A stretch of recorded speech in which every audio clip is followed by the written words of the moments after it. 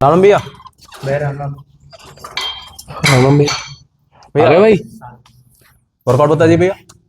पहले वार्म से स्टार्ट करें। ठीक। ये क्या कर रहे हो? क्या हुआ भैया? ये क्या कर रहे हो? मैंने वार्म के लिए बोला। पुशअप क्यों?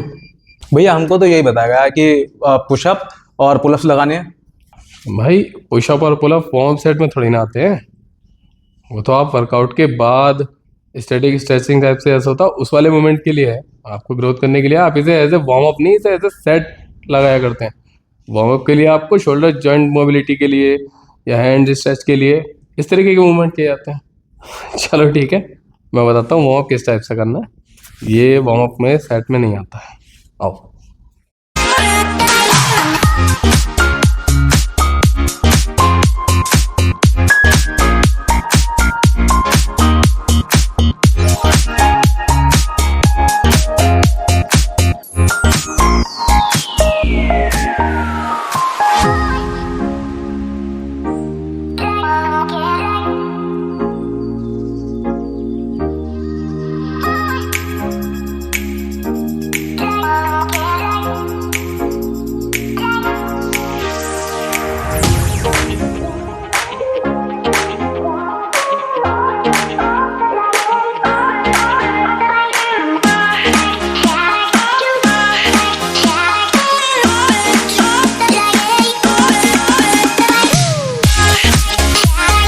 तो ठीक है, फिर वार्म अप सेट हो गया। अब हम वर्कआउट स्टार्ट करते हैं। आज हम लगाएंगे शोल्डर और बाइसेप्स। तो हमारी पहली एक्सरसाइज है शोल्डर के लिए डंबल प्रेस। ठीक है, लगाओ। ये मोमेंट है, देखो ये जो मोमेंट है इसे इस तरह से नहीं रखना। हमारे हाथ बिल्कुल सीधे नहीं आते, हल्का सा डंबल को कर्व करके रखना है और डंबल फ्रंट डेल्ट की तरफ आएगा। निगेटिव स्लोप ऊपर लेके जाएंगे, पूरे हैंड सीधे नहीं करने, हल्का सा एल्बो लॉक रहेगा और डंबल ऊपर मिलाने नहीं। हाँ,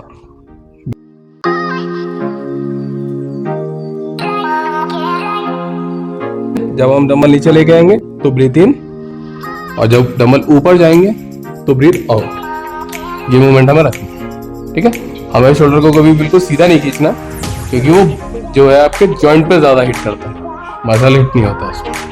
अब हम दूसरी एक्सरसाइज लगाने वाले हैं शोल्डर लेटरल रेस्ट।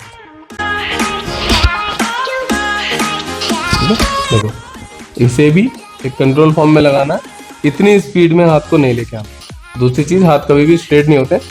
हमें जो ध्यान रखना है उसमें यह है कि जो शोल्डर है और एल्बो है ये बिल्कुल सामने रहें एक दूसरे के। ठीक है। हल्की सी एल्बो बेंड रखना है, वेट हल्का सा नीचे की तरफ। ठीक है, शोल्डर, शोल्डर से नीचे हल्की सी एल्बो, एल्बो से नीचे हल्का सा वेट, और नेगेटिव लेके आना स्लो, बिल्कुल प्रॉपर यहाँ तक लेके आए, यहाँ से वापस ये वाला।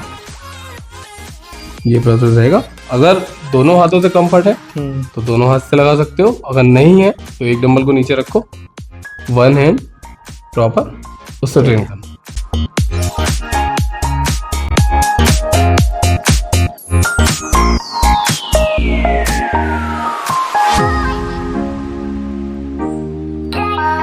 ब्रीथ ऊपर आउट, और जब नीचे आएंगे डंबल तो ब्रीथ इन।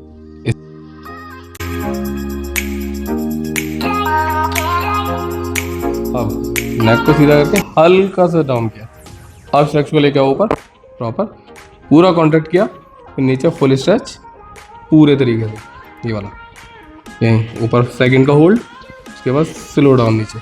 डंबल बॉडी पे नीचे टच मत करना, उससे सपोर्ट मिलने लगता है, तो फिर हैवी वेट उठाने के लिए भागने लगते हैं ऐसा।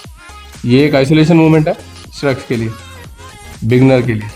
तो इसे जितना लाइट वेट, जितना अच्छे से बर्न करोगे, फील आना चाहिए स्ट्रेच के लिए, तब वो ग्रो करेगा।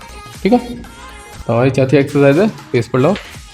हाँ, ये जो एंगल है ये अपने हेड के हिसाब से थोड़ा नीचे करो, टेबल क्रॉस का नहीं वाला। ठीक है, बस इस पर वेट कम करो, क्योंकि ये एक आइसोलेशन मूवमेंट है, तो इसे लाइट वेट किया जाएगा। ठीक है, इसमें हैवी वेट करने की कोई नीड नहीं है। हैवी वेट के लिए बारबल प्रेस या डबल प्रेस जो भी हम मूवमेंट लगा रहे हैं वो करते हैं। ये रेड डेल्ट फ्लाई है, शोल्डर का बहुत छोटा सा पार्ट है, लेकिन यही पार्ट बॉडी के पोस्चर को, बॉडी के फ्रेम को सीधा रखने के लिए, जैसे कुछ बॉयज को आपने देखा होगा, या तो वो उस पार्ट को ट्रेन नहीं करते हैं रेड बेल्ट को, या फिर बहुत ज़्यादा हैवी ट्रेन करते हैं जिसकी वजह से मसल इनबैलेंस भी बन जाता है किसी किसी के। और जो है इस पार्ट को ट्रेन करना इसलिए है ताकि आपका फ्रेम सीधा रहे। ठीक है। ठीक है, तो आप ग्रिप करो, रो ऐसे पकड़ना हाँ, है। इसी तरह से ग्रिप करना है। ठीक थोड़ा सा पीछे आओ, इतना कि बस बस बस यहाँ से लेके आओ मूवमेंट। अब ये बस, ये जो मूवमेंट है ये आर्म्स जो है जैसे हम डबल बाइसेप हिट करते हैं, थोड़ा सा आर्म्स को ओपन करके रखना है यहाँ पे। ठीक है, ठीक है। अब से लौड़ाओ आगे, यही। अब इस तरह से लेके आओ जैसे बाइसेप्स पोज करते हैं, डबल बाइसेप पोज बिल्कुल ओपन करके, ये वाला हल्का सा स्लाइड नीचे, बस यहाँ पे।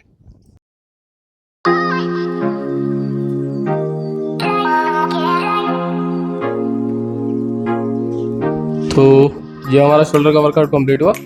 अब हम बाइसेप्स के लिए 2 वर्कआउट करेंगे, एक बाइसेप कर्ल, बारबेल कर्ल, और एक हैमर।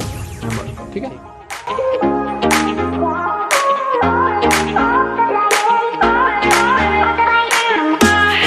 इस तरह से नहीं लगा। बाइसेप्स एक छोटा मसल ग्रुप है।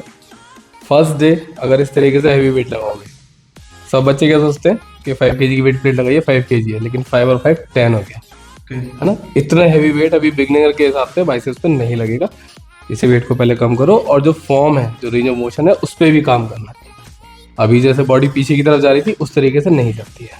ठीक है, 2.5 kg का वेट लगाओ, और एक अच्छा सा रेंज ऑफ मोशन हमें सीखना है। उसमें मैं बताता हूँ। सबसे पहले जो ग्रिपिंग है वो अपने, अब जैसे हम अगर शोल्डर अपार्ट रखेंगे बिल्कुल स्ट्रेट, तो उसमें हमारे दोनों आर्म्स, बाइसेप्स के दोनों पार्ट, पर्टिकुलरली दोनों पार्ट जो है वो ट्रेन होते हैं। लेकिन अगर हमने ग्रिप को थोड़ा सा अपने शोल्डर से बाहर किया तो हमारे आर्म्स का शॉर्ट हेड ट्रेन होगा। वहीं अगर हमने ग्रिप को थोड़ा सा इनर साइड क्लोज किया तो हमारे बाइसेप्स का लॉन्ग हेड ट्रेन होगा। तो हमें अभी बिगनर है, तो हम बिल्कुल शोल्डर के जस्ट सामने से ग्रिप करेंगे रॉड को इतना, और इस तरीके से हम लेके आएंगे यहाँ तक एक स्लो फॉर्म में। उसके बाद नेगेटिव हमें थोड़ा सा स्लो रखना है, फुल रेंज ऑफ मोशन लेके आना, ये वाला इस तरह से। ठीक है, तब हम अच्छे से बाइसेप को अपने ग्रो कर पाएंगे। बाइसेप्स इतना बड़ा मसल नहीं है कि उसमें आप बहुत ज़्यादा हैवी वेट लें, और ऊपर से आप बिगनर हो तो इस तरीके से स्टार्ट करें।